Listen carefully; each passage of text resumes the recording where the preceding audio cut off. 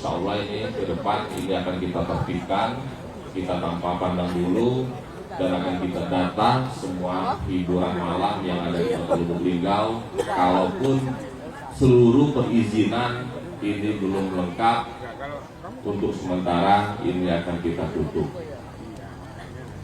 Karena sudah banyak ancaman daripada masyarakat maupun dari alim ulama bahwa dengan kondisi seperti ini seakan terjadi pembiaran.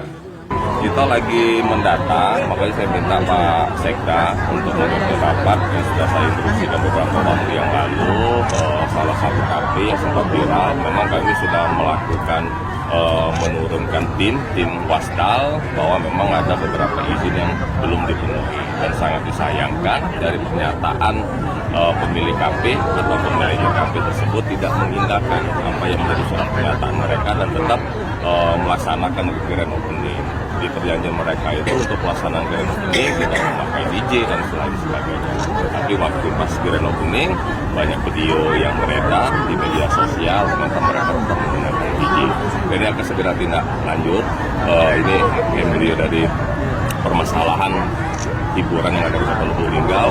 Insya Allah ini akan kita data semuanya, yang mana tidak mempunyai izin, yang mana memang sudah mempunyai izin yang lengkapnya kita atur juga. Nanti ini juga akan menjadi salah satu pendapatan asli daerah. Artinya tidak hanya kafe yang viral itu Pak? Seluruh, karena ada Pak Ketua DPR juga di sini, kami insya Allah akan memberikan inisiatif yang akan perda yang akan kita bahas sama-sama untuk meningkatkan pendapatan asli daerah. Karena kita ketahui bahwa anggaran pusat berkurang 180 miliar, dan ini akan kami gali potensi. Artinya sekali lagi itu akan ditutup Pak Wali ya kalau tidak memenuhi syarat izin ya. Karena memang sistem OSS kita kewalahan.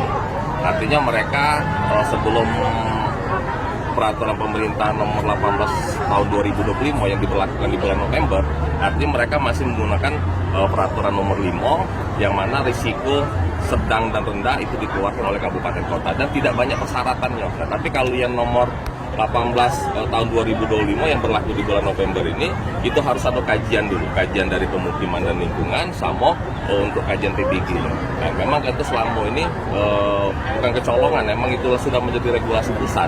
Makanya terkadang kepala perizinan di PTSP ini selalu diremo, minta izin-izin. Kalau minuman mikol memang di provinsi.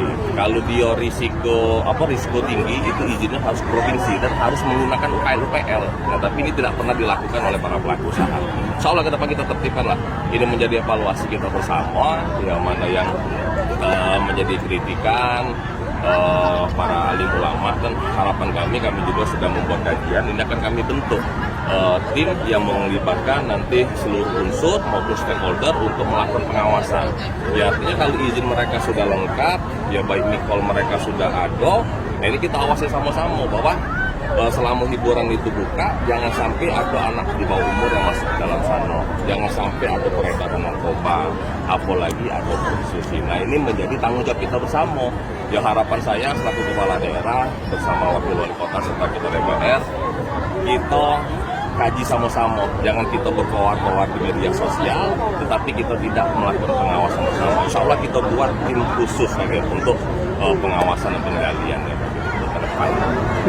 Sehingga menjadi perhatian kita bersama, karena kita sayang dengan generasi penerus kita, dengan warga Kota Lubuk Linggau, ya insya Allah ya, ke depan ini menjadi harapan bangsa Indonesia dan harapan Kota Lubuk Linggau. Mungkin untuk tim sendiri Pak yang beranggotakan siapa-siapa saja Pak untuk tim stakeholder terkait, Forkopimda yang jelas kita libatkan, terus leading sektornya dari Pol PP dan Dinas Pariwisata.